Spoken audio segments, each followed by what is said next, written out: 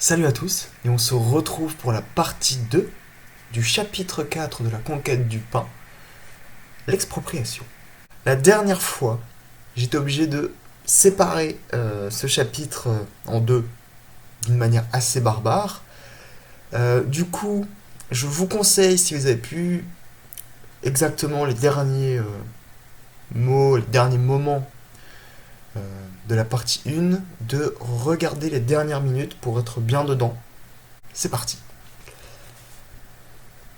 Le commerce semble faire exception à la règle. Tel homme, nous dira-t-on, achète du thé en Chine, l'importe en France et réalise un bénéfice de 30% sur son argent. Il n'a exploité personne. Et cependant, le cas est analogue. Si notre homme avait transporté le thé sur son dos à la bonne heure. Jadis, aux origines du Moyen-Âge, c'est précisément de cette manière qu'on faisait le commerce. Aussi, ne parvenait-on jamais aux étourdissantes fortunes de nos jours. À peine si le marchand d'alors mettait de côté quelques écus après un voyage pénible et dangereux. C'était moins la soif du gain que le goût des voyages et des aventures qui le poussait à faire le commerce. Aujourd'hui, la méthode est plus simple. Le marchand qui possède un capital n'a pas besoin de bouger de son comptoir pour s'enrichir. Il télégraphie à un commissionnaire l'ordre d'acheter 100 tonnes de thé. Il affrète un navire. Et, en quelques semaines, en 3 mois, si c'est un voilier, le navire lui aura porté sa cargaison.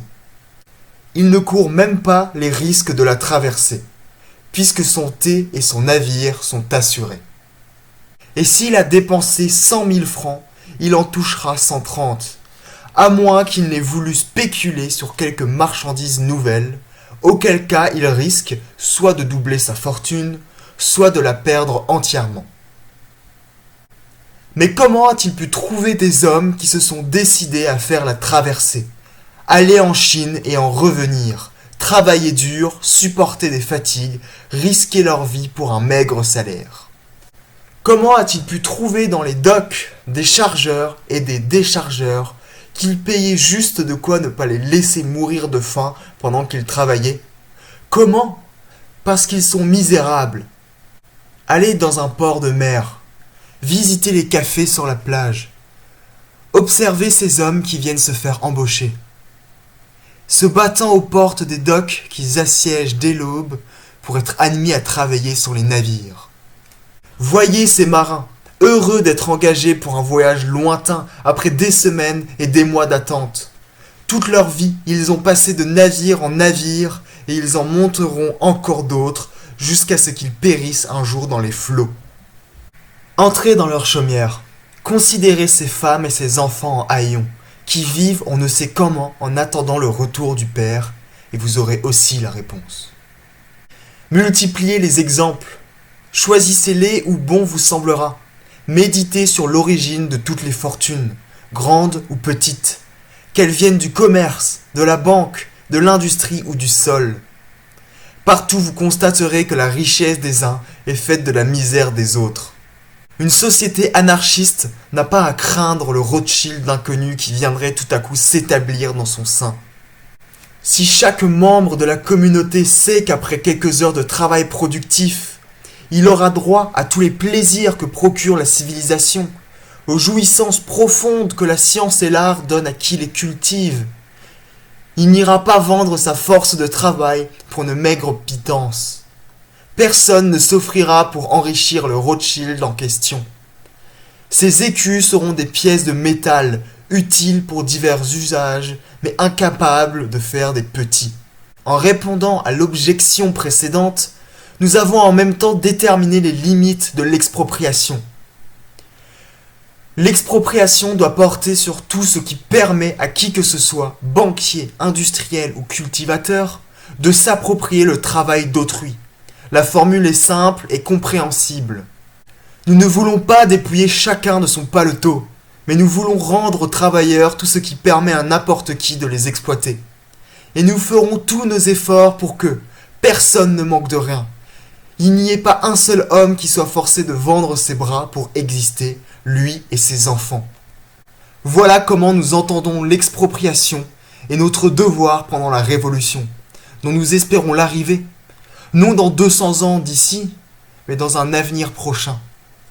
L'idée anarchiste en général, et celle d'expropriation en particulier, trouve beaucoup plus de sympathie qu'on ne le pense parmi les hommes indépendants de caractère et ceux pour lesquels l'oisiveté n'est pas l'idéal suprême.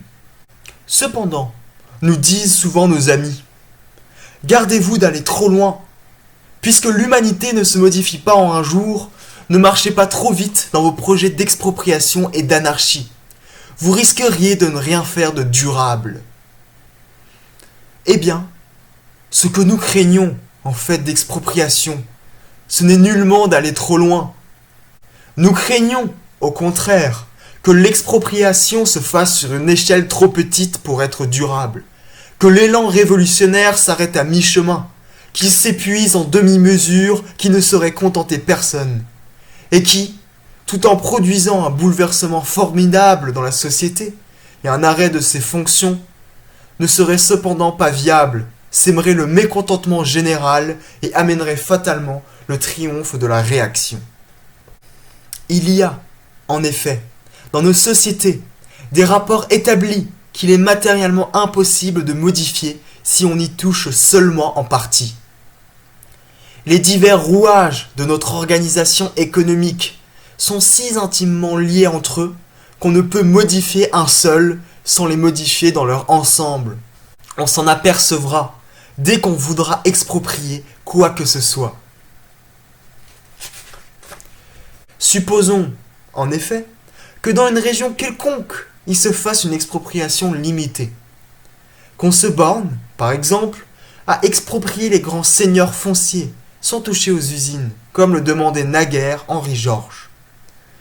Que dans telle ville, on exproprie les maisons, sans mettre en commun les denrées. Ou que dans telle région industrielle, on exproprie les usines sans toucher aux grandes propriétés foncières. Le résultat sera toujours le même. Bouleversement immense de la vie économique, sans les moyens de réorganiser cette vie économique sur des bases nouvelles. Arrêt de l'industrie et de l'échange, sans le retour au principe de justice. Impossibilité pour la société de reconstituer un tout harmonique. Si l'agriculteur s'affranchit du grand propriétaire foncier, sans que l'industrie s'affranchisse du capitaliste industriel, du commerçant et du banquier, il n'y aura rien de fait. Le cultivateur souffre aujourd'hui. Non seulement d'avoir à payer des rentes aux propriétaires du sol, mais il pâtit de l'ensemble des conditions actuelles. Il pâtit de l'impôt prélevé sur lui par l'industriel, qui lui fait payer 3 francs, une bêche ne valant, comparé au travail de l'agriculteur, que 15 sous. Des taxes prélevées par l'État, qui ne peut exister sans une formidable hiérarchie de fonctionnaires. Des frais d'entretien de l'armée que maintient l'État, parce que les industriels de toutes les nations sont en lutte perpétuelle pour les marchés, et que chaque jour, la guerre peut éclater à la suite d'une querelle survenue pour l'exploitation de telle partie de l'Asie ou de l'Afrique. L'agriculteur souffre de la dépopulation des campagnes, dont la jeunesse est entraînée vers les manufactures des grandes villes, soit par l'appât de salaires plus élevés, payés temporairement par les producteurs des objets de luxe, soit par les agréments d'une vie plus mouvementée.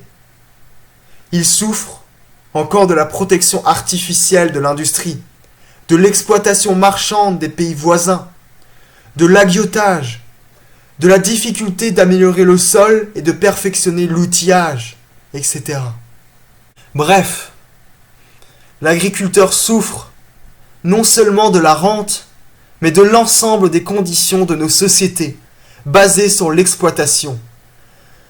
Et lors même que l'expropriation permettrait à tous de cultiver la terre et de la faire valoir sans payer de rente à personne, l'agriculture, lors même qu'elle aurait un moment de bien-être, ce qui n'est pas encore prouvé, retomberait bientôt dans le marasme où elle se trouve aujourd'hui. Tout serait à recommencer avec de nouvelles difficultés en plus. Voilà, c'est la fin du chapitre 4, l'expropriation. Donc Kropotkin parle beaucoup d'agriculture. Et je pense qu'il serait intéressant un jour de faire une série de vidéos qui ferait un lien entre l'agriculture et l'anarchie. Ça peut être intéressant. Avec un aspect théorique, un aspect historique et un aspect d'analyse de l'état actuel de l'agriculture. Mais c'est pas pour tout de suite, ça sera pour plus tard. Mais c'est une idée qui trotte là-dedans. Sur ce, salut à tous.